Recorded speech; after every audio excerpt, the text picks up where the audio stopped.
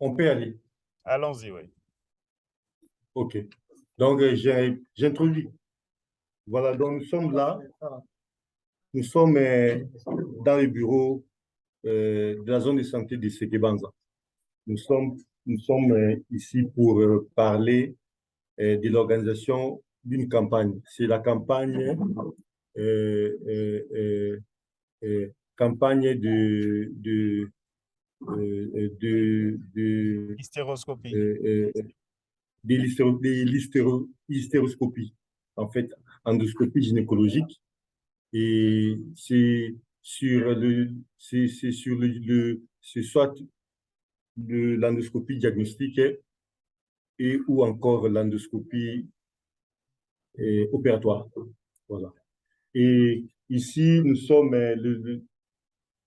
représentés, le médecin-chef de zone est présent, accompagné par et l'équipe de l'hôpital est constituée des 4 médecins.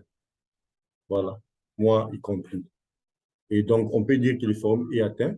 On peut commencer. OK. Et, et nous allons interagir avec vous. Je ne sais pas, vous pouvez vous présenter? OK, merci beaucoup. D'abord, je tiens à remercier la zone de santé de Sekebanza, représentée ici par l'équipe cadre. Merci au chef, au médecin-chef des zones, au médecin directeur ainsi qu'aux autres pour avoir montré de l'enthousiasme hein, pour l'organisation de ces genres d'activités qui nous tiennent à cœur. Il s'agit de parler aujourd'hui un peu d'endoscopie. Vous allez voir que c'est vraiment très passionnant. Alors, moi, c'est Emmanuel Nzao. Je suis médecin, gynécologue obstétricien. Je suis professeur à l'Université de Kinshasa. Je suis dans le département de gynécologie et obstétrique. Mais je suis aussi président d'une fondation qui s'appelle Fondation Daimi Berlind. Vous allez voir un peu dans la présentation c'est que c'est. Donc aujourd'hui, nous avons pensé qu'étant donné notre vision par rapport à la fondation, nous avons pensé voilà, commencer une activité en milieu un peu rural. Et grâce à certains contacts, nous avons eu, et docteur Gu étant mon collègue, nous avons fait la médecine ensemble. Et donc, lorsqu'on s'est vu, on a partagé un peu. J'ai trouvé qu'il y avait suffisamment de préparation au niveau de la zone de santé de Sekebanda sur le plan de l'organisation, ainsi de suite, et que c'était possible. Vous allez voir dans la suite ce que ça représente. Donc, voilà un peu comment je peux me présenter. Je ne sais pas si le médecin-chef de zone a quelque chose à dire ou bien on peut commencer. Ok. Vous avez mon. Juste, Juste, remercier cette opportunité. juste vous remercier pour cette opportunité que vous nous offrez maintenant. Nous allons suivre ce cours ensemble. Et la zone de santé est vraiment qui pourra faire en sorte que cette campagne nous Vraiment impliqué par rapport réussisse et que la zone de santé est vraiment impliquée par rapport à la réussite de cette campagne. Nous sommes disponibles pour suivre et voir ce que de nos communautés. Merci, vous pouvez commencer. Nous sommes disponibles. Merci beaucoup. Alors, est-ce que vous pouvez voir ma présentation? Oui, oui. Vous Nous pouvez sommes voir devant ça. la présentation. Oui, oui. Nous sommes devant la D'accord. présentation. Oui, oui. Alors, voilà. En fait, je vous disais que je suis président d'une fondation, c'est la fondation d'Amy Berlin qui a comme objet des choses qu'on va développer. Mais en fait, nous allons parler des objectifs, nous allons parler de la vision de la fondation et nous parlerons des activités. C'est, euh, le 10 février 2018 que la fondation avait été créée. Pourquoi? Tout simplement parce que nous avons été intéressés par l'endoscopie. Vous allez comprendre ce que c'est. J'étais d'abord ici formé par un de nos maîtres à l'exercice de cette endoscopie gynécologique. Et puis après, je suis allé approfondir cette pratique ailleurs. Et très vite, quand je suis rentré, je me suis rendu compte que l'endoscopie ne se faisait pas ou ne se fait pas, c'est encore le cas jusqu'à aujourd'hui, suffisamment en République démocratique du Congo. Pour rappel, c'est depuis les années 60 que notre pays pratique de l'endoscopie. Vers les années 60, donc en 65 exactement, les cliniques universitaires avaient reçu du matériel, dont du gouvernement de l'époque, pour la pratique de l'endoscopie. C'était essentiellement l'endoscopie en gastro. Mais depuis lors, imaginez, plus de 50 ans après, plus d'un demi-siècle après, la pratique de l'endoscopie, vous conviendrez avec moi, n'est pas encore suffisamment répandue dans le pays. Et il y avait plusieurs raisons qui étaient à la base de ça. Et nous avions pensé qu'en réfléchissant sur ces raisons-là, on pouvait créer voilà, une sorte d'émulation, une sorte d'engouement pour que l'endoscopie se développe dans le pays. Pourquoi on doit aller vers l'endoscopie? Parce que l'endoscopie, voilà, c'est la médecine actuelle. Aujourd'hui, si vous achetez des livres, même des chirurgies, la description qu'on fait des dents, c'est en endoscopie. Et donc, si nous ne faisons pas attention, au bout de 10 ans à 15 ans ou 20 ans, nous n'allons plus pouvoir utiliser des livres pour apprendre ce que nous faisons parce qu'on sera en décalage. Ça, c'est première chose. Deuxième chose, l'endoscopie, c'est quand même une méthode, c'est vrai, technologique, mais qui a beaucoup d'avantages, notamment le fait que lorsqu'on opère les patients ou les patientes, généralement, c'est le même jour qu'ils rentrent à la maison ou vraiment, c'est très rare le lendemain ou dans les 48 à 72 heures si la chirurgie est vraiment avec beaucoup de, voilà, une chirurgie lourde. Mais généralement, les patients et les patientes rentrent à la maison le même jour de l'intervention ou juste quelques heures après. Nous avons une longue série aujourd'hui des cas que nous opérons. Parfois, c'est quelques minutes après que les personnes rentrent à la maison.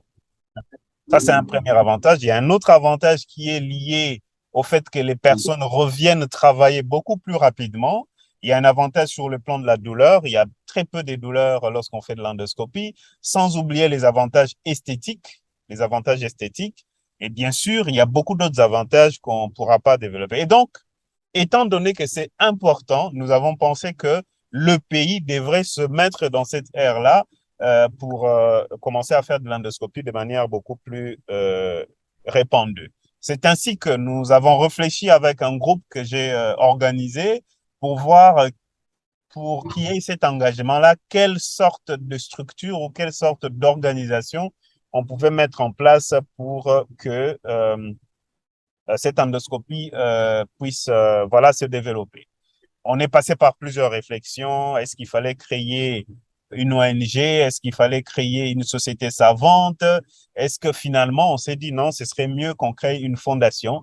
Parce que dans la fondation, l'idée, c'est voilà, d'avoir une vision qui est propulsée par un groupe d'individus. Et vous savez comment dans notre pays, en termes de cotisation, en termes de tout, comment les choses pourraient être bloquées si c'était une ONG ou encore une société savante. Alors qu'une fondation, c'est un peu comme une passion portée par des individus et qui mettent leur énergie dedans, qui mettent leur argent parfois, qui mettent voilà, leur service à l'intérieur pour que dans un domaine précis, les choses puissent se développer. C'est comme ça qu'on a créé la fondation qu'on appelle Fondation d'Aimé Berlin. La fondation d'Aimé Berlin, c'est une fondation qui est, donc vous allez comprendre, elle est congolaise. C'est nous qui avons été initiateurs avec un groupe de personnes que nous avons, dont nous nous sommes entourés. Et c'est depuis 2018 que la fondation est sur le terrain. Alors, la fondation a comme valeur l'empathie, l'excellence et la chrétienté. Ce sont des valeurs très importantes pour nous. Alors, quels sont les objets ou l'objectif de la fondation? C'est triple. Premièrement, c'est, comme nous l'avons dit, aider au développement de l'endoscopie en RDC. On ne peut pas continuer à travailler tel que nous le faisons parce que les choses aujourd'hui se font différemment à travers le monde et nous ne devons pas être à la traîne.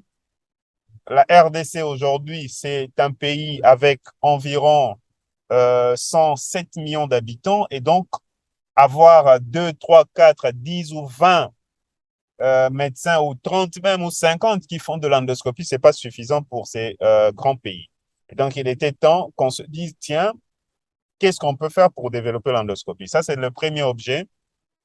Le deuxième, étant gynécologue nous-mêmes, nous avons pensé être dans la lutte contre les cancers gynécologiques parce que c'est quand même un drame dans notre pays, mais on va pas aujourd'hui développer ce secteur-là. Et enfin, l'amélioration de la prise en charge de l'endométriose. Nous sommes aussi dans l'amélioration de la prise en charge de l'endométriose parce que c'est une maladie qui est restée quand même pendant très longtemps méconnue, que ce soit du grand public ou même des prestataires que nous sommes. Donc, il y a beaucoup d'énergie à déployer pour que la prise en charge des patientes qui souffrent d'endométriose soit améliorée. Mais aujourd'hui, nous allons nous focaliser sur le développement de l'endoscopie.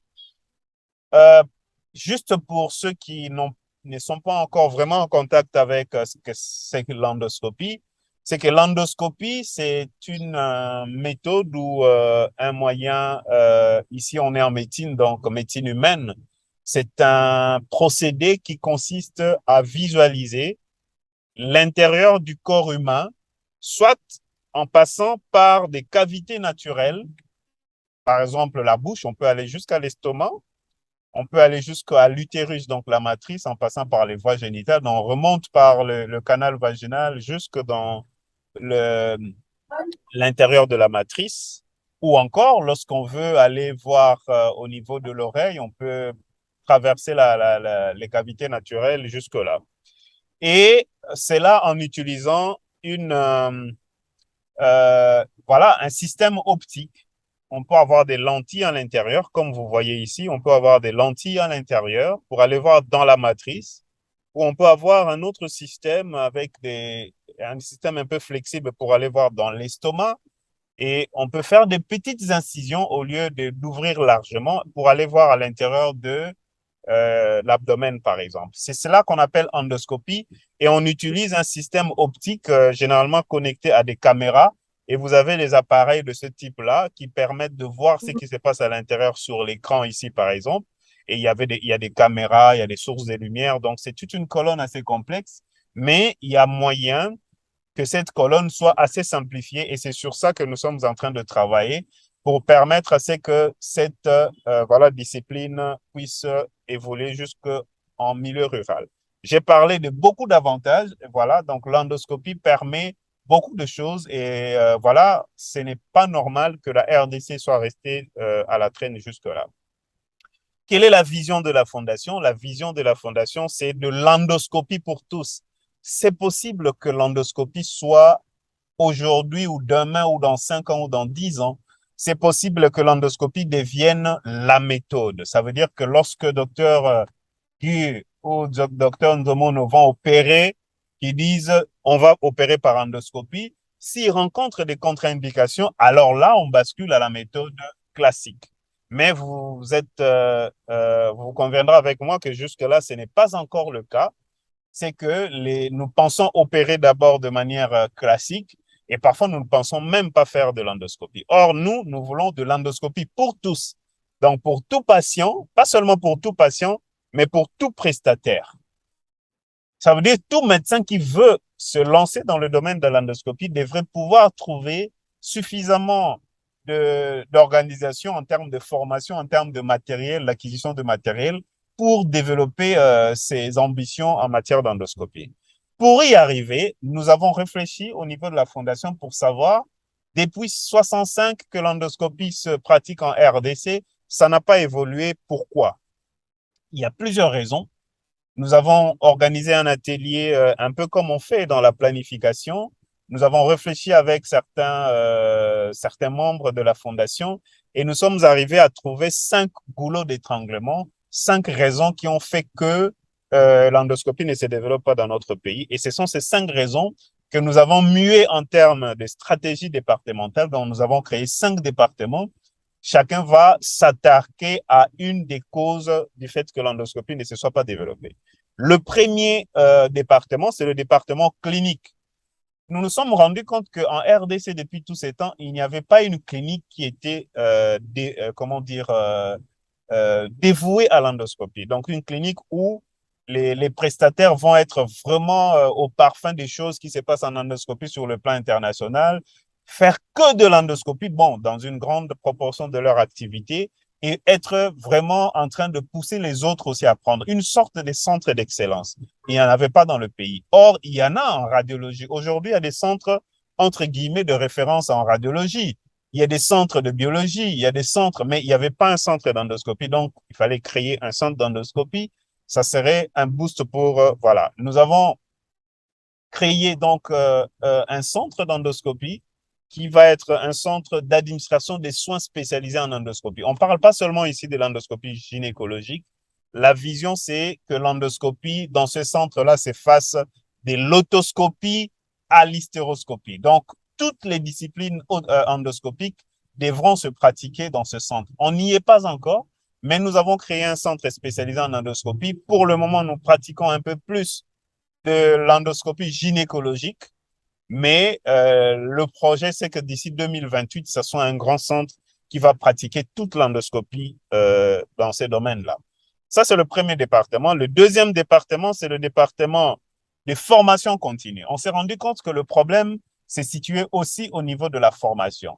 Les prestataires, pour s'intéresser à l'endoscopie, devraient payer des billets d'avion pour aller ailleurs, pour apprendre. Et donc, ça constituait une limite à l'épanouissement ou au développement de l'endoscopie.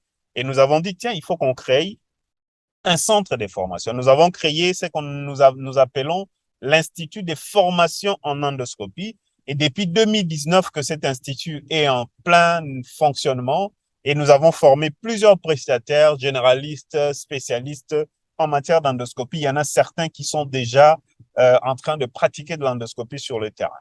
Et je salue ici la présence du docteur Odimba, qui est un gynécologue. Si tout se passe bien, je pourrais être avec lui lors de la descente pour la campagne. Bon, vous allez bien le voir. Donc, il fallait créer un institut de formation en endoscopie qu'on appelle IFOE. Et c'est un institut qui fonctionne déjà, comme j'avais dit, depuis 2019. Ça, c'est le deuxième département. Le troisième département, c'est le département de la recherche. On s'est rendu compte aussi qu'en cette matière-là, en République démocratique du Congo, on avait une faiblesse en termes de recherche parce que ce n'est que la recherche qui peut nous permettre d'adapter notre pratique, d'améliorer la prise en charge par rapport aux patientes, mais aussi d'améliorer nos instruments par rapport à nos besoins. Et c'est une recherche, comme vous comprenez, qui est médicale. Ça veut dire que nous allons travailler avec pour l'amélioration des soins par rapport aux patientes, mais aussi c'est une recherche qui est technique. Il y a beaucoup je vous ai montré la colonne, il y a beaucoup d'autres choses qu'on utilise en termes d'endoscopie. Nous, on s'est dit, on peut travailler avec des experts au niveau local, les chimistes, les physiciens, les pharmaciens, pour que nous arrivions à produire certains constituants ou certains composants que l'on utilise en endoscopie. Donc, ça, c'est la recherche. Et en cette matière-là, nous avons déjà fait plusieurs publications, plusieurs recherches en termes de mémoire. Le docteur Odimba, qui est là, par exemple, a fait son mémoire sur les données que nous avons produites lors d'une de nos activités de campagne au niveau de la Fondation.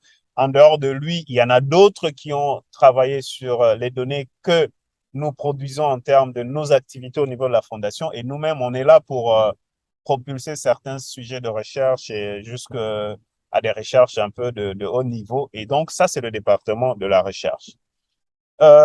L'autre département, c'est le quatrième département que nous appelons le département CARE.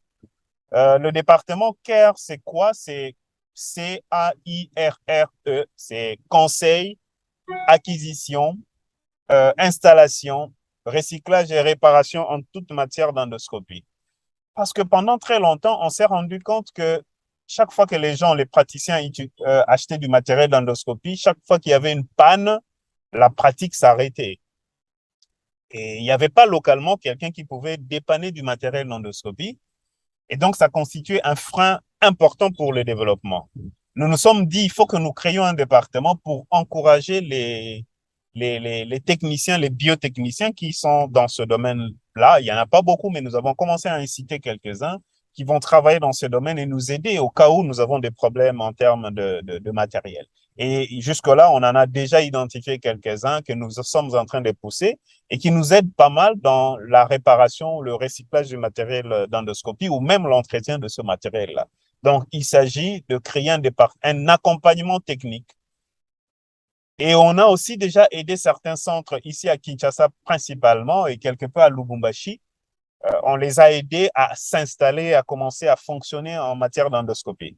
C'est-à-dire que nous pouvons nous constituer en conseil.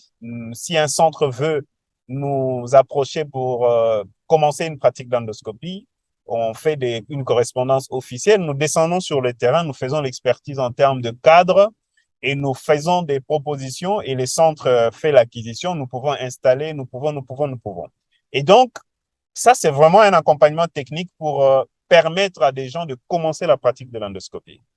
Et enfin, ce n'est pas un moindre département, c'est le département social. En fait, c'est l'objet même de la fondation. Au départ, lorsque nous créons la fondation d'Amy Berlin, l'idée, c'est d'être dans le domaine social, parce que si nous parlons de l'endoscopie pour tous, nous savons très bien que c'est qu'on a beaucoup plus incriminé ou c'est qu'on a reproché à l'endoscopie, c'est d'être un peu onéreuse, ce qui n'est pas toujours vrai. Nous pouvons le démontrer, mais c'est peut-être pas l'occasion.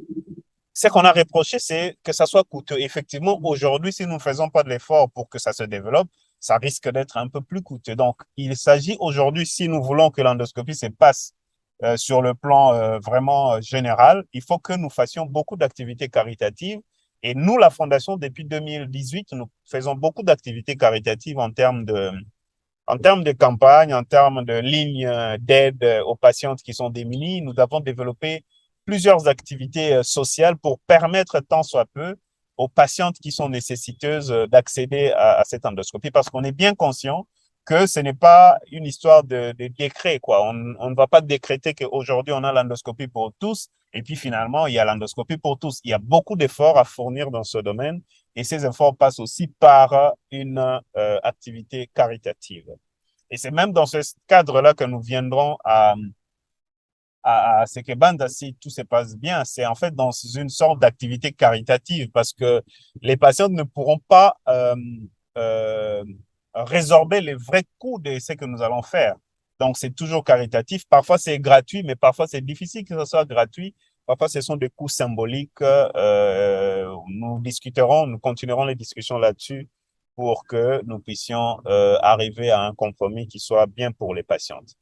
Alors, nous avons plusieurs activités ici. Je n'ai fait qu'un petit résumé de ce que nous avons déjà fait depuis 2019. Nous avons organisé des formations pour les médecins généralistes, pour les médecins spécialistes en endoscopie, bien sûr, pour les infirmiers, parce que l'endoscopie s'est fait vraiment en équipe. Donc, la chirurgie, de manière générale, s'est fait en équipe et nous formons des, le nursing pour accompagner le prestataire à la pratique de l'endoscopie. Donc, depuis 2019, nous sommes sur le terrain, nous organisons des formations. Là, nous avons décidé d'un petit stop parce que nous avons déjà formé beaucoup de gens. Actuellement, il est question qu'on suive certaines personnes qui ont du mal vraiment à commencer. Donc, c'est la phase de consolidation de nos formations jusqu'en 2025. Et nous avons à la côté organisé beaucoup d'activités caritatives sous forme de campagnes. Voilà, donc plusieurs campagnes. La dernière campagne a été organisée en octobre 2022. C'était une campagne de laparoscopie. Juste une parenthèse, endoscopie, c'est un terme qui est général. Endoscopie veut dire tout simplement aller à l'intérieur du corps humain pour visualiser. L'objectif étant de poser un diagnostic, par exemple, si le patient vomit beaucoup, est-ce qu'il y a quelque chose à l'intérieur de son estomac? On peut passer par sa bouche et puis aller voir à l'estomac, juste pour voir, ah, c'est une gastrite. Ah, voilà, on va prélever pour faire une biopsie. Mais ça peut être aussi pour aller vraiment traiter. Nous faisons par exemple des myomectomies par laparoscopie. La laparoscopie, c'est entrer dans le ventre et par de petites incisions. Nous faisons de myomectomie par hystéroscopie. Là, c'est passé par les voies génitales. Parfois, nous faisons des ligatures tubaires. Donc, nous faisons presque toutes les interventions en gynécologie, mais par l'endoscopie. Je disais que l'endoscopie, c'est un terme général. Chaque domaine particulier donne un certain nom particulier aussi. Par exemple, l'hystéroscopie, c'est une endoscopie, mais c'est l'endoscopie de l'utérus. La la cystoscopie, c'est une endoscopie, mais c'est l'endoscopie de la vessie. La gastroscopie, c'est une endoscopie, mais une endoscopie de l'estomac.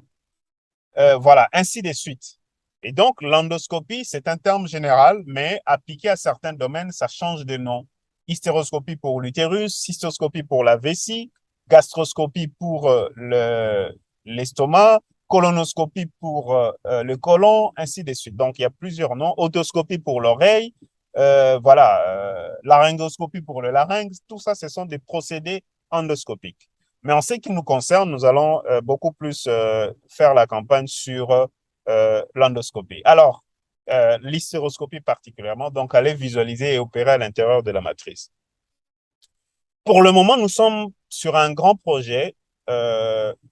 C'est le projet d'endoscopie en milieu rural.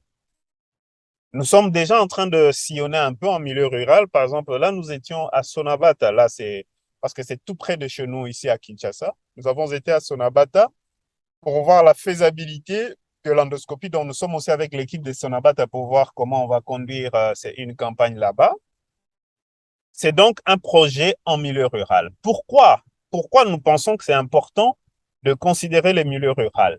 Selon les dernières données de la Banque mondiale, près de 54% de la population de la RDC vivent en milieu rural. Donc, si notre vision est du développement ou de l'endoscopie pour tous, si nous ne considérons pas plus de la moitié de la population qui vit en milieu rural, alors là, nous ne ferons pas de l'endoscopie une affaire de tous. Donc, il faut intégrer cette population dans le développement de l'endoscopie. Ça, c'est une chose. Et nous savons que dans ces milieux ruraux, généralement, il y a un problème de commodité des bases, comme l'électricité, l'eau courante dans plusieurs milieux. Et nous sommes bien conscients de cela. C'est pour cela, nous sommes en train d'imaginer des solutions adaptées à ces milieux-là. Je vous ai montré une colonne. La colonne, là, elle est trop compliquée à transporter, par exemple, en milieu rural. Et nous sommes en train de voir, et nous avons déjà d'ailleurs du matériel transportable qu'on peut mettre dans une voiture et aller avec en milieu rural. Par exemple, pour le moment, nous sommes en train de nous déplacer à des endroits où on peut accéder en voiture ou en jeep, parce que prendre l'avion, c'est une autre paire de manches, mais on va y arriver. Mais pourquoi on fait ça? Parce que, en fait, nous savons que ça va arriver. Nous le faisons parce que nous avons une vision là-dessus. Nous donnons une grande partie de notre activité dans ce développement de l'endoscopie, mais nous savons bien qu'à un moment ou à un autre, nous serons contraints et l'État se trouvera donc obligé de se lancer dans ce développement de l'endoscopie. Et en ce moment-là, nous, on aura déjà les données suffisantes pour présenter à l'État et dire, voilà, c'est possible, voilà, nous l'avons déjà fait, nous avons telle expérience. Et si vous voulez que ça se passe en milieu rural, il faut tenir compte de ceci, il faut tenir compte de cela. Et donc, c'est une base de données qu'on est en train de constituer pour lancer prochainement les activités de développement de l'endoscopie dans le pays. Et nous sommes conscients que nous ne pourrons pas le faire seuls. C'est vraiment l'implication de tout le monde dont on a besoin et particulièrement des gouvernants, donc de l'État congolais. Donc, nous voulons développer ce projet rural tout simplement pour dire c'est possible que ça se fasse dans ces milieux-là, mais à telle autre condition. Et c'est même pour ça que nous voudrions vraiment faire ça à Sekebanza. Alors, donc, pas de développement de l'endoscopie sans les milieux ruraux. Ça, vous l'aurez compris. Et nous voudrions faire de Sekebanza un exemple, une sorte d'activité pilote. Et donc, c'est déjà un avantage que la zone de santé de Sekebanza soit parmi celles qui vont être répertoriées dans l'histoire même de l'endoscopie dans notre milieu. Et voilà, nous disons que c'est possible. Mais c'est possible si tout le monde s'implique un peu, vous allez comprendre un peu ce que ça représente. Alors, le projet que nous voudrions mener ou la campagne que nous voudrions organiser, c'est l'hystéroscopie pour toutes à Sekebanza. Nous avons deux phases essentiellement, la phase préparatoire et l'activité proprement dite.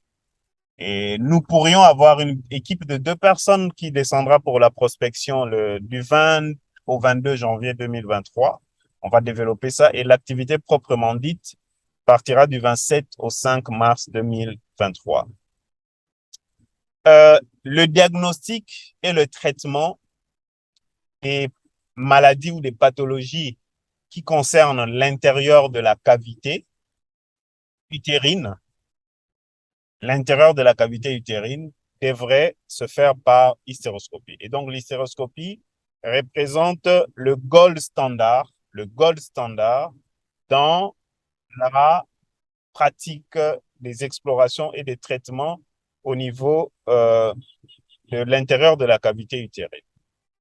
Autrement dit, si on n'a pas d'hystéroscopie, on ne peut pas faire un diagnostic correct à 100%. Parfois, on aura des diagnostics qui ne seront pas le cas. Par exemple, on pense que ce sont des polypes alors que ce ne sont pas des polypes. Ou encore, on pourra passer à côté de certains diagnostics. On pense qu'il n'y a rien alors qu'il y a un polype, par exemple. Donc, l'hystéroscopie, c'est aujourd'hui un examen ou une exploration ou encore une voie d'abord qui est incontournable. Incontournable parce que ça permet une meilleure prise en charge des patientes. C'est une technologie qui est déjà très développée ailleurs. C'est déjà suffisamment développé ailleurs depuis plusieurs décennies maintenant, mais en RDC, pas seulement en RDC, mais aussi dans certains pays de la région, c'est une méthode qui n'est pas très, très bien développée. On est vraiment en retard. En RDC de manière générale, mais en milieu rural encore plus particulièrement, parce que nous avons essayé d'aller voir à gauche, à droite. Nous n'avons pas beaucoup d'activités au niveau, en milieu rural, au niveau du pays. Et donc, on a un sérieux problème de développement de l'endoscopie à ce niveau-là. La fondation d'Amy Berlin, comme on vous a dit, s'est impliquée dans le développement de l'endoscopie. C'est depuis 2018. On a fait un plan stratégique 2018-2023. D'ailleurs, ça va se clôturer d'ici là. Et dans ce plan de développement, nous avons une place importante dans les activités sociales, comme nous avons dit, et sous forme de campagne. Nous en avons déjà organisé beaucoup et c'est dans ce cadre-là que nous voudrions passer en phase rurale et la zone de santé de Sekebanza pour plusieurs raisons. La première raison étant que c'est une zone de santé dont j'ai eu beaucoup d'échos, que c'est une zone de santé qui est suffisamment bien organisée. Et deuxièmement, il y a quelqu'un qui est là, qui est un ami à moi, le docteur Ngimbi, qui est médecin directeur, à qui j'ai partagé et ça a pris. Voilà, donc c'est pour ces deux raisons. Et la troisième qui est un peu liée au fait de l'organisation, c'est que c'est accessible, on peut accéder par route. Donc c'est une des raisons supplémentaires qui, fait que font que nous puissions nous diriger vers là. Et pourquoi nous avons choisi l'hystéroscopie? Parce qu'actuellement, comme je vous avais dit, nous développons beaucoup plus l'endoscopie en gynécologie, mais l'hystéroscopie est un peu plus faisable, même en milieu rural. C'est par là que nous devons commencer avant d'exporter depuis les zones urbaines, d'exporter vers les milieux ruraux des technologies un peu plus complexes. Voilà pourquoi nous avons choisi l'hystéroscopie et voilà pourquoi nous avons choisi les milieux ruraux. Alors, ça, c'est une dia très importante parce qu'en fait, tout se résume par cette diapositive qui, en fait, reprend l'éligibilité des dames. Qui va être concerné par cette campagne? Toute femme à partir de 18 ans. Bon, on peut toujours adapter l'âge de 18 ans parce qu'en milieu rural, parfois, il y a des femmes beaucoup plus jeunes, mais qui sont déjà peut-être mères, qui sont déjà, bon, on verra dans quelle mesure ça, ce sont des arrangements au niveau local qui pourront être faits.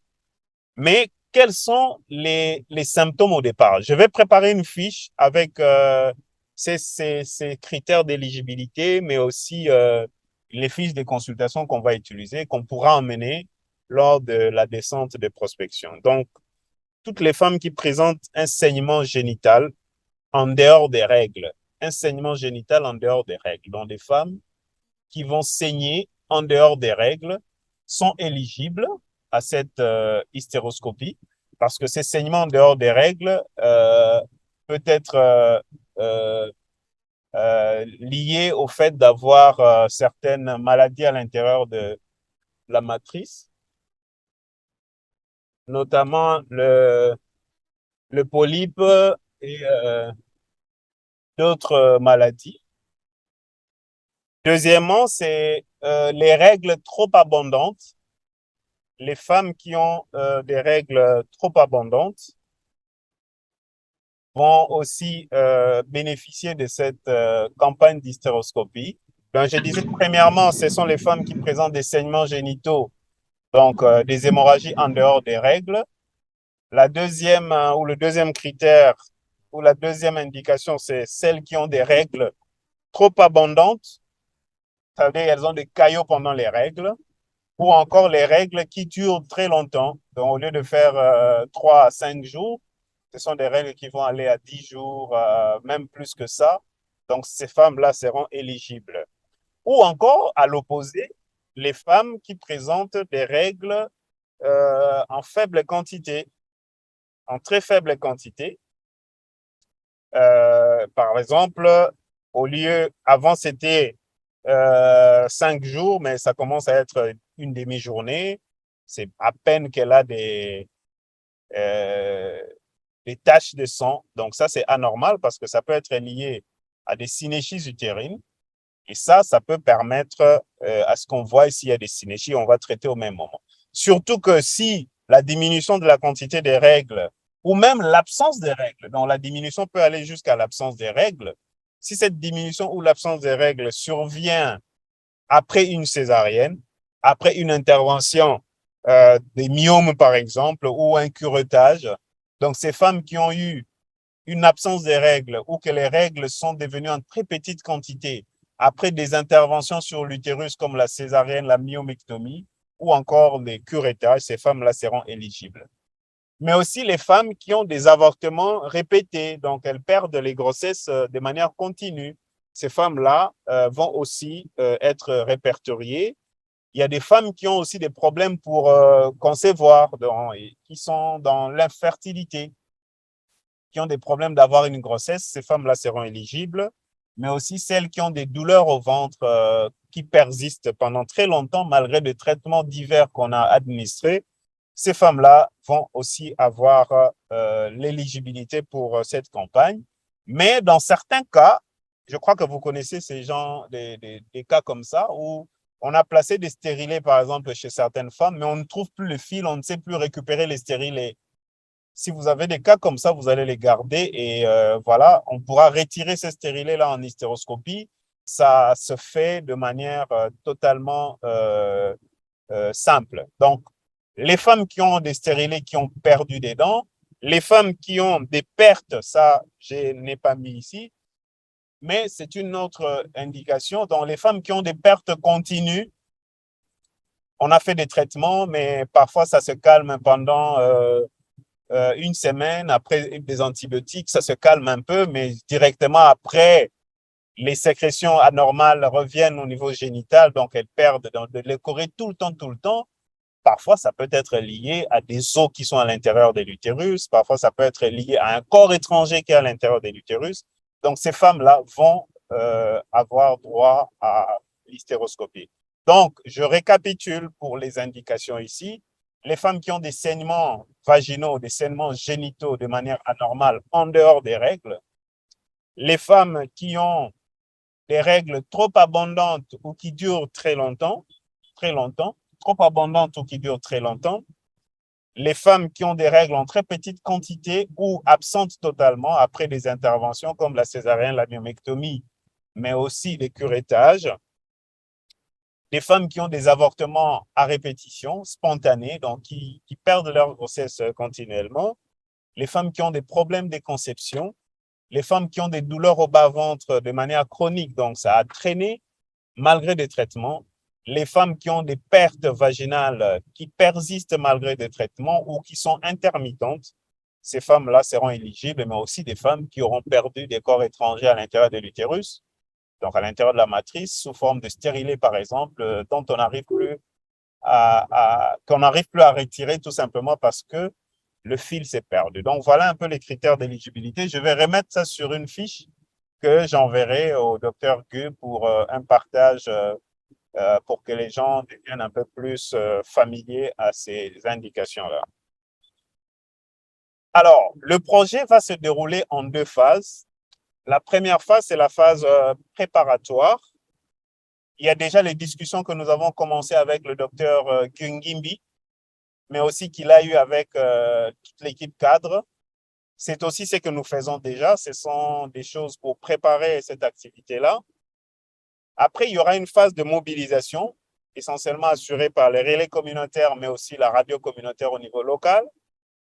Nous aurons une phase de descente de prospection et une sélection qui sera faite localement par les prestataires qui œuvrent à Sekebanza. Et nous aurons la phase de campagne. Cette phase-là, ça sera essentiellement les consultations gynécologiques, donc des consultations spécialisées, des échographies et enfin des hystéroscopies qui seront essentiellement diagnostiques, mais aussi opératoires pour certains cas qui pourront être opérés au même moment. Pour développer un peu la phase préparatoire, donc comme je disais, les discussions, ça se fait déjà avec le médecin-chef de zone en passant par GU, mais aussi ce que nous faisons déjà en termes de conférences, et ça va continuer les discussions, les échanges. La mobilisation et les médias, ça sera la proposition que nous faisons, c'est que ça commence le 10 janvier, que la mobilisation avec la radio commence. Nous allons voir quel genre de communiqué faire passer par ces radios-là et comment ça va se faire. Nous allons discuter quelque peu aujourd'hui soir et demain, on verra. Comment déjà commencer à faire passer les communiqués à la radio dès le 10 janvier. Et les relais communautaires vont prendre le relais à partir du 16. Le 16, c'est un jour férié du mois de janvier. Bon, on verra, est-ce que le jour férié du 16 et le 17, ils pourront déjà commencer ou carrément le 18 janvier. Ça, ce sont les propositions que nous faisons. Et nous allons, à 2 personnes, nous allons faire une descente de prospection à Sekebanza. Nous quitterons ici le 20, nous allons arriver là-bas le même jour et nous rentrerons le 22. Nous travaillerons essentiellement le samedi 21. Donc, ça sera une visite pour un état des lieux et puis faire des recommandations. Et enfin, il y a la phase, toujours dans la phase préparatoire, il y a la sélection des patientes qui sont éligibles par rapport à ce que j'ai donné comme critères d'éligibilité. Cette sélection-là se fera, c'est une présélection en fait, qui se fera avec les médecins, les prestataires localement. Le docteur Gu va coordonner tout ça. Donc, localement, il y aura des médecins qui recevront des femmes qui viendront de ces appels multiples à la radio et par les relais communautaires. Ces femmes vont venir à l'hôpital ou dans un autre centre de santé. On va voir localement comment on fera. Et les prestataires vont examiner ces femmes-là, comment l'anamnèse et tout ça, pour voir si ces femmes-là sont éligibles. Donc, on va poser des questions. Si elles sont éligibles pour la campagne, ces femmes-là vont donc être retenues pour la campagne. Ça, c'est la phase préparatoire. Et enfin, la phase de campagne proprement dite. Cette phase-là va commencer par notre départ de Kinshasa. Elle est projetée, cette phase-là est projetée en fin février, début mars, donc du 26 février au 5 mars. Nous partirons de Kinshasa le 26 février.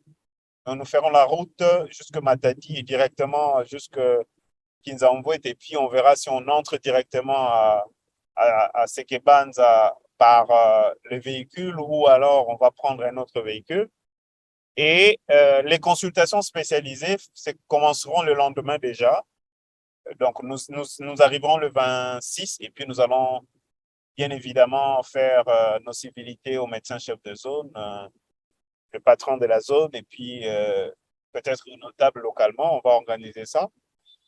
Et les consultations spécialisées, donc consultation et échographie, vont commencer le 27 et vont aller jusqu'au 28. Donc, ça sera 2 jours de consultations intensives, consultation et échographie, 2 jours de consultation, parce qu'on sera une équipe de 5 personnes, dont 2 gynécologues, et ce sont les 2 gynécologues qui vont faire et les consultations et les échographies.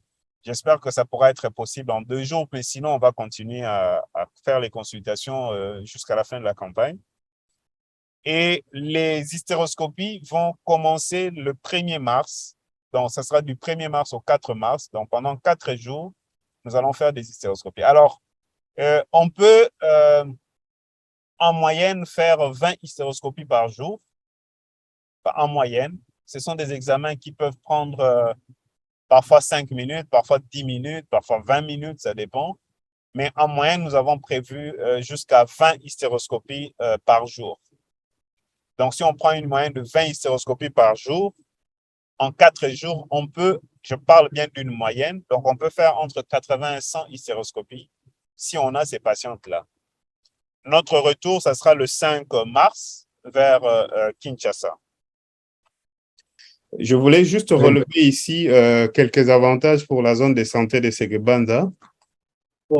Premièrement, comme je vous avais dit, nous sommes en train de, par la grâce de Dieu, nous sommes en train d'écrire en fait l'histoire de l'endoscopie. Pas que nous l'avons commencé, mais nous continuons. Il y en a d'autres qui sont venus avant nous, qui ont écrit une partie et qui continuent à écrire, mais nous aussi, on vient apporter notre pierre et je pense que on viendra localement, vous verrez, on va prendre certainement beaucoup d'images pour les archives et tout ça. Donc, Sekebanza va entrer quand même dans le cadre de ce départ par rapport au développement de l'endoscopie en milieu rural. Deuxièmement, bon, il y aura pendant ces jours-là de séjour, il y aura des spécialistes, il y aura 2 gynécologues, donc c'est quand même une présence importante qui pourra être une sorte de publicité pour la zone de santé, particulièrement l'hôpital aussi, général, donc c'est quelque chose. Et on aura la présence d'un échographe très performant pendant ces jours-là. Donc pendant la campagne, on pourra résoudre certains problèmes localement grâce à des examens performants pratiqués par des spécialistes aussi. Mais bien sûr, en termes de dividendes, il n'y aura certainement pas beaucoup parce qu'en discutant, il y aura certainement des patientes qui ne pourront pas payer. Mais bon, nous, on fait ça vraiment de manière humanitaire. On va voir comment on va s'y prendre. Mais généralement, lorsqu'on fait des campagnes, il y a toujours des patientes qu'on diagnostique et puis les hôpitaux restent les opérer après. Donc, ça sera un avantage important pour la zone de santé par rapport au fait qu'il y a certaines patientes que nous allons diagnostiquer, mais que nous ne pourrons pas ou qui ne seront pas éligibles à être opérées en hystéroscopie. Donc, ça sera des interventions tout à fait classiques. Et ça, c'est la zone de santé avec son hôpital général de référence qui pourront avoir le bénéfice de ces effets secondaires-là, si on peut les appeler ainsi, ou effets parallèles. Alors, le financement du projet, vous êtes certainement au courant que quand nous parlons de l'endoscopie, c'est un domaine qu'on ne finance pas encore. Il n'y a pas à aller trouver un partenaire qui va vous donner du financement pour mener ces genres de projets. Mais donc, nous pensons que c'est possible. Donc, il n'y a pas de financement extérieur. Le financement, il est vraiment propre. Au niveau de la fondation, nous, on est des gens qui disons, si c'est possible à faire, on peut le faire. Comment le faire? On peut réfléchir, comment donner, nous, ce qu'on peut donner en termes de participation, en termes de services, en termes de ceci, qu'est-ce que les patientes peuvent donner comme contribution, ainsi de suite, et localement, comment on peut s'arranger. Donc, essentiellement, le budget va être prise en charge par les coûts, les moindres coûts par rapport aux patientes. Mais nous aussi, par rapport aux services, ça sera essentiellement des services que nous allons donner à très, très, très moindre coût. Donc, c'est proche d'être gratuit. Et avec ça, on verra dans quelle mesure, ça reste quand même un budget qui devra être résorbé parce qu'il y a le déplacement. Nous, on va venir à 5 personnes. Donc, il y a le déplacement, il y a le logement, il y a la restauration sur place et tout. On va venir avec du matériel et tout. Et donc, on va continuer à discuter sur le budget, voir comment mieux élaborer et adapter. Ça sera entre le médecin chef de zone, le médecin directeur et nous-mêmes, disons l'équipe cadre et nous-mêmes, la FODAP. Alors, voilà ce que je voulais dire en ce qui concerne le projet de Sekebanza. Il y a une dernière partie qu'on pourra faire pendant 10-15 minutes. Je ne sais pas, peut-être qu'à ce niveau, il y a des questions. On peut avoir un jeu de questions-réponses avant de terminer par les indications de l'hystéroscopie. Je vais vous montrer un peu comment ça se passe, ainsi de suite. Docteur Ngimbi, est-ce qu'il y a quelque chose à ce niveau? Oui, ok. Je commence par. Je me tourne vers les personnes qui sont avec moi. Et, vous avez dit, vous avez une question. Je viens de vous dire. Oui, on vous remercie pour la présentation. Voilà. On vous remercie pour la présentation. Vous m'écoutez, s'il vous plaît? Oui, je vous suis religieusement. Ok. Merci pour votre brillante présentation. Bien que ça sortait un petit peu, mais nous avons suivi la plus grande partie. Oui. Mais juste savoir à ce état des expériences des campagnes antérieures en milieu rural, est-ce qu'il y a eu un succès ou pas? Et comme vous le savez, la zone de santé est très vaste, avec 2000 km², avec 17 heures de santé. Et comment ça se fera concrètement? Vous allez seulement être basé à l'hôpital ou vous voulez avoir des garanties parce que les malades, les femmes qui ont des problèmes, certainement, sont réparties à travers toute la zone. Comment ça va se passer concrètement par rapport à toutes ces femmes qui pourront être à plus de 150 km de l'hôpital pour qu'ils bénéficient aussi de cette activité? Voilà quelques peuvent passer les infos. Oui, merci beaucoup, docteur JP. Voilà. Nous avons dit que nous commençons, les milieux ruraux, nous commençons vraiment avec Sekebanza. Donc, je ne pourrais pas vous donner une expérience de ce que nous avons fait en milieu rural avant. Nous avons fait des campagnes depuis 2018 ici à Kinshasa. Hein. À Kinshasa, c'est un peu plus facile. Vous imaginez bien. Mais en milieu rural, en fait, c'est beaucoup plus vous qui devez nous aider pour voir comment on va nous y prendre. Parce que, en fait, nous ne pourrons certainement pas couvrir toute la zone, avoir toutes les patientes. On pourra aider que celles qui pourront. Alors, nous avons pensé avoir le site principal, c'est l'hôpital général.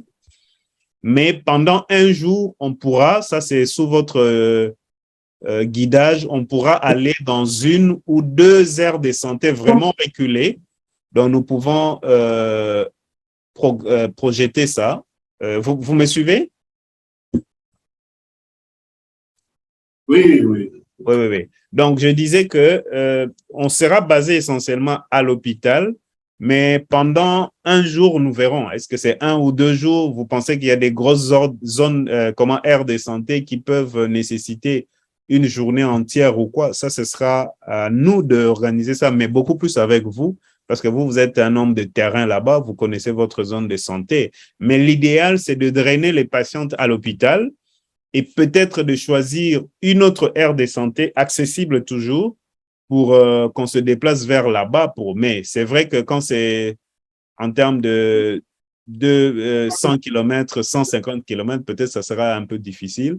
Mais bon, vous verrez. On voudrait aussi en dehors de Sekebanza, vraiment dans l'hôpital général, on voudrait aussi aller faire ça dans un milieu vraiment très reculé où on a juste des moyens rudimentaires en termes de lits ou quoi, même si ce sont des lits en bois ou quoi, nous, ça nous arrangerait même, parce que l'idée, c'est de voir la réalité de l'arrière-pays et de voir comment faire l'endoscopie dans ces conditions-là. Mais essentiellement, on sera à l'hôpital. À moins qu'il y ait d'autres propositions de votre part, on verra comment adapter ça. Voilà un peu ce que je pouvais dire. Mais en termes de campagne à Kinshasa, ça a toujours été un succès. Parfois, on bloque même les patientes. Mais bon, parfois, tout dépend de la sensibilisation, hein. Les patientes sont là, mais les relais communautaires, par exemple, chez vous et la radio, vont faire un travail très important pour atteindre un maximum de patientes. Voilà ce que je peux dire.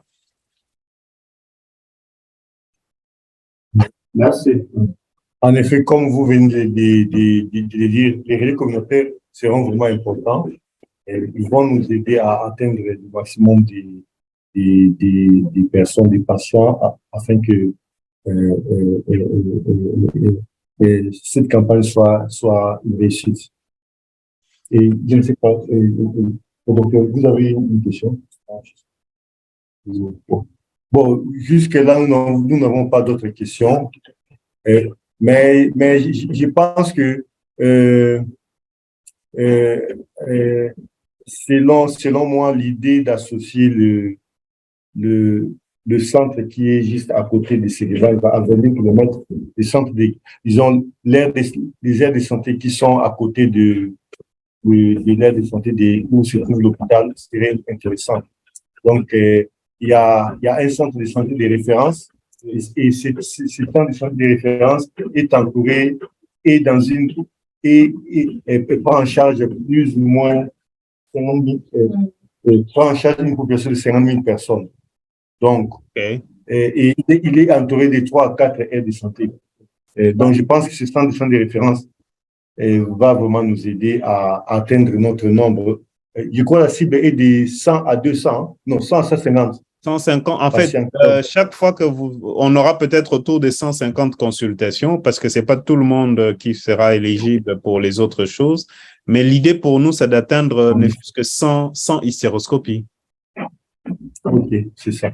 Donc, pour ça, il faut peut-être faire 150 à 200 consultations. Ok. Et par rapport à tout ça, nous avons plus ou moins 2 mois. Par rapport au calendrier, oui, plus ou moins, oui, 2 mois à peu près, oui. Okay. Oui, une question de la part du médecin chef de zone. Oui, professeur, oui. J'ai oublié un aspect.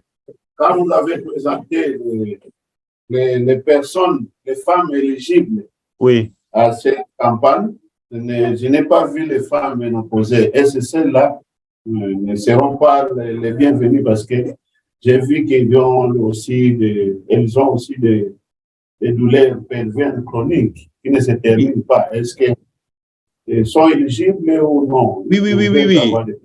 Quand vous lisez, par exemple, ici, saignement génital en dehors des règles, quand vous lisez douleur du bas-ventre persistante malgré les multiples, donc elles sont là-dedans aussi. Que ce soit ménopausée ou pas ménopausée, ça ne change rien. Ok, merci. Ça va, merci. Donc, je pense que nous avons vraiment compris. Les choses commencent à devenir claires. Toutes ces plaintes, nous les retrouvons dans nos consultations. Oui. Et ensemble, avec nos relais communautaires, nous saurons devenir toutes ces femmes. D'accord. Donc, je pense qu'on peut passer à la dernière partie.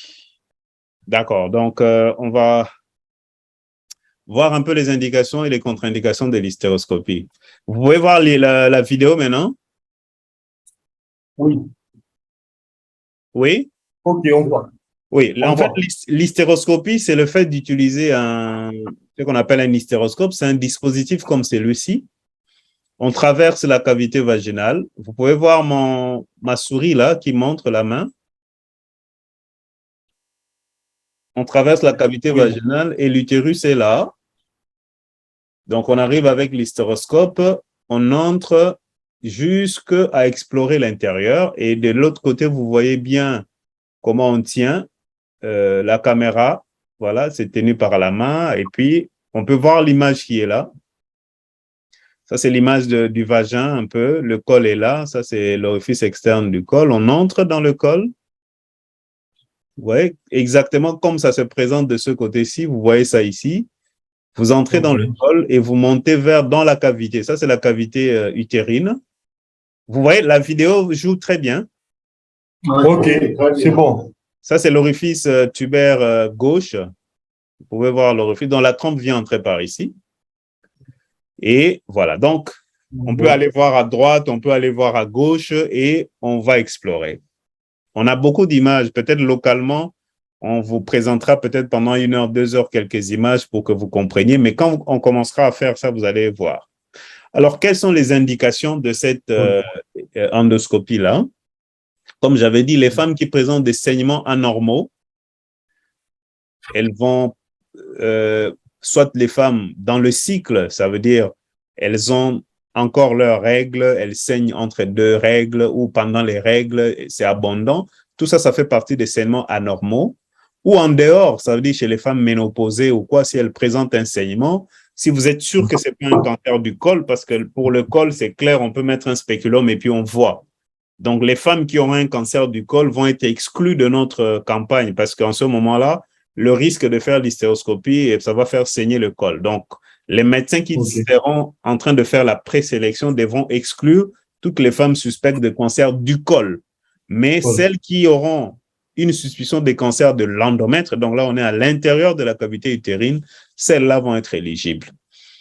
L'hystéroscopie peut aussi être demandée chez des femmes qui ont des problèmes de conception, parce qu'il y a plusieurs causes qui sont à l'intérieur de la matrice qui peuvent expliquer des problèmes de conception, comme par exemple les femmes qui font des avortements et puis après, il y a les esquilles osseuses qui sont à l'intérieur, dans les os du fœtus qui restent à l'intérieur peuvent faire qu'il y ait un problème d'infertilité ou alors des endométrites chroniques. Il y a beaucoup de choses qui peuvent, même des petits myomes à l'intérieur de l'utérus. Donc là, on peut faire l'hystéroscopie pour aller voir l'intérieur de l'utérus, l'intérieur qui reçoit l'enfant.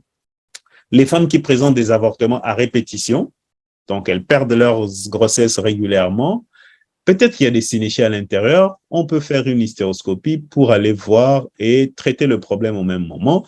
J'ai parlé des rétentions des débris ovulaires. Parfois, il y a des avortements incomplets depuis 3, 4, 5 ans. Il y a des débris à l'intérieur qui sont restés et qui créent des problèmes. Parfois, ça peut être des vrais os. Donc, des femmes qui ont, de ce fait-là, comment elles se présentent, ces femmes-là, généralement, c'est qu'elles vont avoir des pertes. Ou alors, on peut voir ça à l'échographie, on peut suspecter ça à l'échographie, alors on va faire une hystéroscopie. Mais l'hystéroscopie peut être aussi faite parce qu'on soupçonne qu'il y a un corps étranger à l'intérieur de l'utérus, par exemple un stérilet qui s'est perdu dedans ou qui est incrusté, dont le fil ne se retrouve plus au niveau vaginal. L'hystéroscopie peut aller et chercher à voir et même retirer ça. Il y a certaines personnes aussi, ça j'insiste, je n'en avais pas parlé, parfois nous faisons des myomectomies. Et puis, nous faisons des myomectomies et nous allons ouvrir même la cavité utérine parce qu'il y a des myomes qui sont arrivés jusque-là, ce sont des gros myomes. En les enlevant, il y a un risque qu'on ait des synéchies après. Donc, en faisant une myomectomie avec entrée dans le cavum, donc avec effraction de l'endomètre, avec ouverture de la cavité, on peut demander à cette femme-là de revenir 6 semaines après pour faire une hystéroscopie et vérifier qu'il n'y a pas de synéchie à l'intérieur. Les femmes qui présentent des règles très, très douloureuses, est-ce que vous me suivez? Vous continuez à me suivre? Oui, bien sûr. Les femmes qui présentent des règles très, très douloureuses, des dysménorrhées, donc, sont aussi éligibles parce que les causes de dysménorrhée peuvent être aussi à l'intérieur de l'utérus. Et leucorrhée persistante, ça c'est une indication, soit ça persiste et donc ça continue, soit ça revient régulièrement, donc récidivante. On va faire une hystéroscopie pour voir s'il n'y a pas d'éléments qui expliquent ces leucorrhées ou ces pertes vaginales qui continuent. Mais aussi, parfois, c'est tout simplement qu'on a fait une échographie et on trouve une image suspecte. On ne sait pas trop c'est quoi, où on a fait une hystérosalpingographie, on ne sait pas trop interpréter l'image qu'on a vue, mais on sait tout simplement que l'image est à l'intérieur de l'utérus. Si on pense que l'image est à l'intérieur de l'utérus, mais on ne sait pas c'est quoi. Ce qu'il faut faire, c'est une hystéroscopie. Comme je vous ai dit, l'hystéroscopie, aujourd'hui, c'est l'examen de référence pour toutes les maladies qui concernent la cavité de l'utérus. Toutes les maladies qui sont dans la cavité utérine ou qui peuvent pousser vers la cavité utérine devraient bénéficier d'une hystéroscopie. Ça, c'était sur le plan diagnostique. Maintenant, on opère quoi en hystéroscopie? Aujourd'hui, on opère beaucoup de problèmes en hystéroscopie. On peut enlever les polypes en hystéroscopie. On peut enlever les myomes. Là, c'est un hystéroscope particulier. On peut faire la cure de synéchie. Au lieu de faire une cure de synéchie à l'aveugle, comme on fait parfois, on dilate avec les bougies, mais on ne sait pas ce qu'on a obtenu. L'hystéroscopie peut vous permettre de faire la cure de synéchie en regardant exactement ce que vous faites et en ouvrant la cavité. On peut faire un retrait d'un corps étranger, comme le stérilet que je vous avais dit, ou les os. On peut faire une métroplastie en cas de malformation où, par exemple, il y a un utérus cloisonné, donc il y a un utérus divisé en deux. On peut faire ce qu'on appelle une métroplastie, ça veut dire on enlève la cloison en hystéroscopie. Donc, par voie basse, on peut couper la cloison. On peut enlever l'endomètre. Dans les cas de certaines malformations, on peut faire la métroplastie ou encore, si je parlais de l'endométrectomie, c'est devenu quand même assez rare, mais dans certains cas où on a par exemple des maladies de l'endomètre comme l'endométriose interne qu'on appelle adénomiose, parfois on peut aller jusqu'à enlever l'endomètre, donc ça s'appelle endométrectomie. Comme certaines femmes ont des obstructions tubaires au niveau proximal, on peut cathétériser les trompes. Donc, on peut aller pousser le liquide et pousser les trompes directement. Là, je n'en parle plus parce qu'on n'utilise plus Essure. C'était une contraception en mettant les implants au niveau des orifices internes de la trompe, mais on n'utilise plus. Mais aujourd'hui, il y a certainement une pathologie dont vous n'avez pas encore entendu parler. Ça s'appelle ismocèle. Il y a un S qui manque ici. Ça s'appelle ismocèle, tout simplement. C'est le fait de la cicatrice défectueuse de césarienne. On a beaucoup de cas maintenant où, là où on a fait la césarienne, ça crée un défect, donc ça crée une petite irrégularité. Et cette irrégularité peut être à la base de beaucoup de symptômes, notamment les saignements. Chez des femmes après césarienne, vous allez voir, elles commencent à beaucoup saigner. Parfois, c'est un problème de conception qui va se créer. Parfois, ce sont des douleurs. Parfois, ce sont des saignements importants pendant les règles. Et ces femmes-là peuvent bénéficier d'une cure d'ismocèle par hystéroscopie. Mais là, ça demande un matériel un peu particulier. Voilà les images, quelques images que l'on peut retrouver en hystéroscopie. Ça, c'est l'orifice interne du col. Vous voyez comment ça se présente. Ça, c'est la cavité de l'utérus. Ça, c'est un type d'hystéroscopie particulièrement. Regardez ici, c'est une sténose de l'orifice interne du col. Tout ce qui est blanc là, c'est de la fibrose. Celle-ci, c'est la même patiente. Donc, nous avons enlevé la fibrose ici et voilà comment l'orifice interne devrait se présenter. C'est ovalaire, dans le sens transversal comme ça. Et donc là, c'est une fibrose, donc c'est une sténose cervico-ismique. Et là, c'est un myome de classe 1. Donc, vous voyez comment ça pousse vers la cavité. De classe 0, pardon. Il y a une classification actuelle qu'on appelle la classification de Figo. Il y a de la classe 0 à la classe 8, mais pour l'utérus, pour le corps, ça peut aller jusqu'à la classe 7. Donc là, vous avez un myome qui est classe 0. Ça veut dire que ça vient totalement, ça c'est la cavité, ça vient totalement dans la cavité. Ça, ce sont des polypes endométriaux. Vous voyez des boules comme ça. Ce sont des boules de muqueuses. Et là, ce sont des débris ovulaires. C'est comme ça que ça se présente. Donc, les trophoblastes. Comme ça que ça se présente. Alors, on va répondre à... C'est un petit... Docteur, vous me suivez? Oui, on vous suit. Voilà. C'est juste pour vous dire quelle est l'importance de l'hystéroscopie ici. La question, c'est quoi ça? Alors, imaginez, c'est un cas clinique vrai. C'est une patiente qui a, je crois, 21 ans ou 23 ans,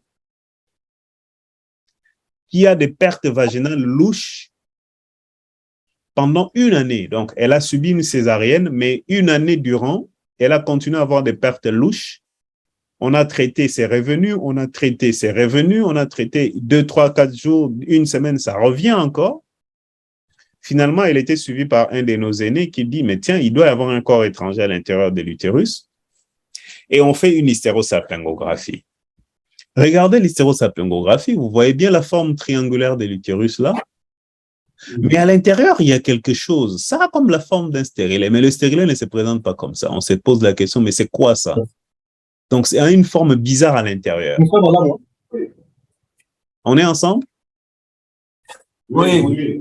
On a une forme bizarre à l'intérieur de l'utérus, mais on ne sait pas dire ce que c'est. Alors, celui qui a fait le protocole, le radiologue a pensé à des synéchies, mais nous, en examinant, nous disons non, les synéchies ne se présentent pas comme ça. Si c'est une synéchie ici, ça devait être aussi noir que là-bas. Donc là, on sent que le produit vient quand même au-dessus, mais il y a quelque chose, quoi.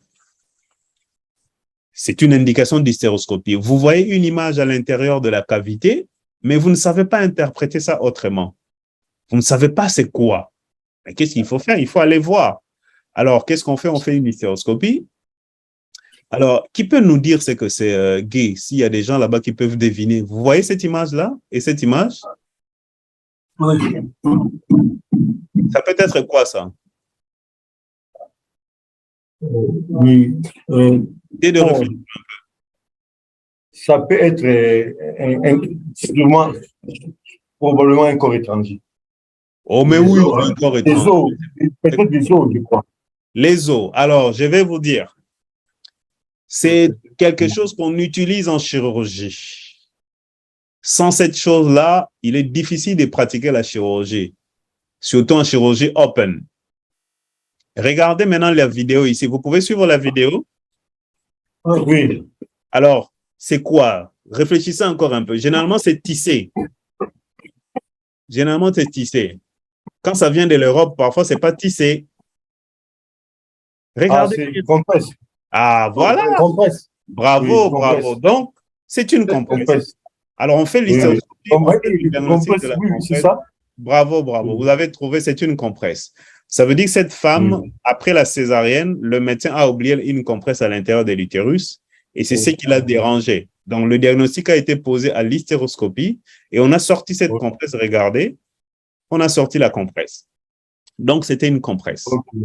Voilà.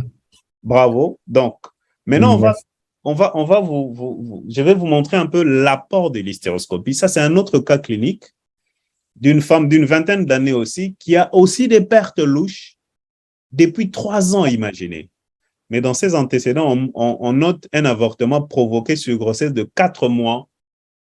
Lorsqu'on a déjà des avortements sur grossesse de plus de 3 mois, surtout quand on a fait des curetages, faites très attention. Généralement, il y a des os qui restent. Et cette femme-là, on lui fait une échographie. L'échographie soupçonne des os, donc une métaplasie ostéoïde ou encore des esquilles osseuses. Bon, le diagnostic est posé à l'échographie. On se dit non, parce que l'hystéroscopie, normalement, se fait entre le 6e et le 11e jour.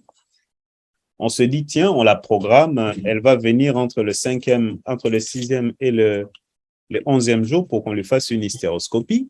On lui fait rendez-vous et voilà, lorsqu'elle a eu les règles avant de commencer l'autre cycle, elle nous amène ce cadeau-là. Vous savez ce que c'est, ce cadeau-là? Oui, un os. Voilà, c'est un os long. Donc, elle a perdu ça, elle a expulsé ça lors des règles et ça a confirmé donc l'idée de ces esquilles osseuses. Voilà, donc le diagnostic est confirmé et on fait l'hystéroscopie. Il y a beaucoup d'esquilles. Tout ce que vous voyez là, ce sont les os. Ça, je ne sais pas si c'est peut-être l'omoplate ou l'os coxal, hein, donc l'os iliaque. Là, ce sont les os longs. Il y en a plein dans la cavité. Et on se met à enlever ces os par l'hystéroscope. Et voilà, à la fin, vous avez ça. Ça, ce sont les os qui étaient à l'intérieur de l'utérus. Ne pensez pas. Oui. Ça, ce n'est pas rien. Imaginez qu'elle avait déjà perdu avant. Et là, elle a ces os-là. Ce n'est pas rien. Et ces os peuvent faire ce qu'on appelle un effet stérilé. Donc, elle ne peut même pas concevoir. Elle va avoir des pertes, ainsi de suite. Donc, c'est ce qu'elle a eu. Voilà, donc ça, c'est l'apport de l'hystéroscopie. Maintenant, les contre-indications à l'hystéroscopie, L'hystéroscopie ne doit pas être pratiquée, et ça, j'attire l'attention des médecins qui vont recevoir ces femmes-là, lorsqu'on a une maladie inflammatoire pelvienne aiguë. Donc, vous avez l'impression qu'il y a une exocervicite, vous avez l'impression qu'il y a une salpingite aiguë, il faut contre-indiquer l'hystéroscopie. Lorsqu'on a des d'infections à herpès ou les autres, donc les hépatites, ou bien les herpès et tout ça, vous avez des vésicules au niveau vulvaire, il faut éviter parce que ça peut entraîner une hépatite fulminante, parfois c'est mortel. Lorsque la femme est en train de saigner au moment où on doit faire l'examen, on ne doit pas faire l'examen pendant qu'elle saigne. On doit attendre qu'elle ne saigne plus pour qu'on fasse l'examen, sinon on ne verra pas beaucoup. Les sangs là, le rouge là, on ne pourra pas voir parce qu'en hystéroscopie, on travaille avec du liquide. Donc, c'est le liquide qui va à l'intérieur de la matrice et qui donne un espace de travail. Alors, si le liquide là part et ça se mélange avec les sangs, tout sera en rouge et on ne verra rien. Bien sûr, lorsque la femme est enceinte, il ne faut pas faire. Est-ce que vous me suivez? Oui. D'accord. Donc, quand la femme est enceinte, on ne peut pas faire. On ne peut pas faire l'hystéroscopie. En cas de cancer du col, je reviens là-dessus. Si les femmes ont un cancer du col, il ne faut pas faire l'hystéroscopie, sinon ça va faire saigner le col. En cas de sténose cervicale sévère, on essaye, on n'arrive pas, on essaie, on n'arrive pas. Il faut décommander l'hystéroscopie.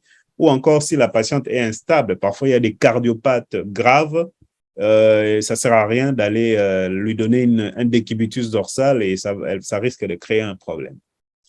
Alors, l'infection aiguë ou chronique, lorsqu'il y en a, lorsqu'il s'agit d'opérer, il ne faut pas opérer. Lorsqu'on a une endométrite aiguë ou chronique, il faut d'abord traiter la maladie avant d'aller opérer. Parce que sinon, si vous opérez dans ces contextes, par exemple, vous faites une myomectomie dans un contexte d'endométrite chronique, on peut avoir beaucoup de synéchies après. Voilà un peu ce que j'avais prévu pour ce qui concerne l'hystéroscopie. Et pour toute la journée, ce sont mes présentations. Ce qui reste, c'est qu'on arrive à trouver... c'est pour ça que j'ai dit la zone de santé de Sekebanza aura un rôle très important parce qu'elle va nous guider dans ce que nous voulons commencer comme projet rural. Donc, les inputs qui viendront de vous vont vraiment être très importants pour nous, pour que nous puissions voir comment on va alors mener cette activité localement. Les plus importants pour nous, c'est d'arriver à apporter un peu d'hystéroscopie à certaines femmes qui en ont besoin. Le reste, c'est une question d'humanitaire, une question de passion, une question de rêve. Voilà un peu ce que je voulais dire. En tout cas, merci beaucoup, prof. Je pense que nous sommes tous édifiés. On peut s'applaudir. Hein? Ah oui. C'est vraiment intéressant. Je pense qu'on vous attend. Donc, nous vous attendons et la campagne, nous pouvons déjà la débuter au début de cette année et nous resterons en contact par rapport aux différents points. Par exemple, le matin, nous parlions du budget concernant les relais communautaires. Je donnerai tous les détails au MCZ et avec notre superviseur responsable des relais communautaires, je pense qu'on pourra dire commencer la campagne. Voilà. Vous avez aussi parlé aussi de la radio. Oui, la radio aussi. Comment être en contact avec nos radios locales et voilà. Donc, nous allons déjà commencer l'activité au début de cette année. Mais quand nous causions le matin, vous nous avez également parlé des fiches. Je pense que le moment est arrivé pour que nous... Quand nous allons déjà vous envoyer ça pour voir comment adapter tout ça par rapport à ce que les médecins pourront sur place. Mais quand nous descendrons pour la prospection, nous allons emmener les fiches déjà imprimées. Ok, c'est bon. Alors, ok, je pense que... Oui, le MCZ veut dire un mot. Oui, merci. Oui, merci pour la présentation. Oui. Mais, comme vous le savez, telle activité mérite une grande sensibilisation pour sa réussite. Et pour qu'on puisse réussir, tous les canaux seront nécessaires, tous les canaux de sensibilisation, les radios, les leaders d'opinion, tout ça. Oui. Je voudrais savoir ce qui est prévu par rapport aux médias, par exemple. Est-ce que nous allons utiliser les médias localement? Il est prévu des fonds pour l'espace média, ou sinon nous allons nous débrouiller pour ça. Voilà, la sensibilisation. Donc, c'est vrai, nous sommes là, nous allons sensibiliser dans les églises, tout ça, mais ça nécessite aussi que nous puissions faire beaucoup de bruit au niveau de nos radios communautaires qui certainement sont suivis. C'est vrai, nous avons des espaces qui nous permettent de sensibiliser, mais ça sera quand même une grande activité et ça va nécessiter qu'on ait un peu de moyens pour sensibiliser toutes les femmes qui auront des problèmes. Oui, oui. Oui, oui. Merci beaucoup, MCZ. C'est une préoccupation que nous avons toujours eue, même à Kinshasa, ici, la sensibilisation. À un moment, moi, je me dis, bon, si j'ai 10 000 francs et que je peux aider 5 personnes avec 10 000 francs, est-ce que je prends les 10 000 francs, je divise en deux, je prends 5 000, je mets dans les médias et puis j'aide seulement 2 personnes ou 3 personnes? Parfois, c'est assez difficile. On n'a pas de financement, ça je vous le dis, carte sur table, on n'a pas de financement. Si nous le faisons, c'est vraiment pour des raisons d'une vision future, hein, parce que je sais que dans le futur, ça va quand même être une très bonne chose et nous aurions contribué à changer quelque chose. Ça, c'est une chose. Mais en même temps, on se dit, bon, c'est vrai qu'on peut mettre la main dans la pâte, dans quelle mesure, voilà. Mais moi, je ne saurais pas vous dire combien on a mis pour le média. On n'a rien mis sur le média. Mais c'est à vous de me dire si c'est vraiment important. On verra dans ce qu'on on va mobiliser, qu'est-ce qu'on peut dégager pour les médias. Et s'il faut préfinancer, on peut préfinancer au moment où vous allez faire en fait, l'état des lieux au niveau financier, on verra ce qu'on aura défalqué maintenant pour les médias. Là, je suis ouvert, hein, mais localement, c'est vous qui êtes spécialiste. Moi, je ne saurais pas vraiment vous guider par rapport à ça. Ça va, bien compris. Donc, c'est vous qui êtes spécialiste. Nous allons rester en contact. Local, ça veut dire si vous avez des propositions particulières et les montants minimaux qu'on peut quand même accepter de faire passer dans ces contextes de médias et tout, on va en discuter et puis on va trouver un terrain d'entente et on va évoluer. Okay. C'est le cas aussi des relais communautaires, comme on a parlé le matin. Oui. Donc, je vais discuter avec la zone de santé. Il y a des propositions qui ont se faites et voilà. D'accord. Aucun problème. Le plus important, c'est que la communauté réussisse et ça, ce sera bien pour nous.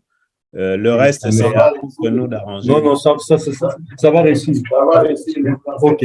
Et ça va réussir. Ça sera une première en milieu rural. Ça sera une première en milieu rural, effectivement. On insiste là-dessus. Vous êtes là depuis plus de 4 ans, non 5 ans. Oui. Mais il faut penser quand même, nous qui sommes en milieu rural. Oui.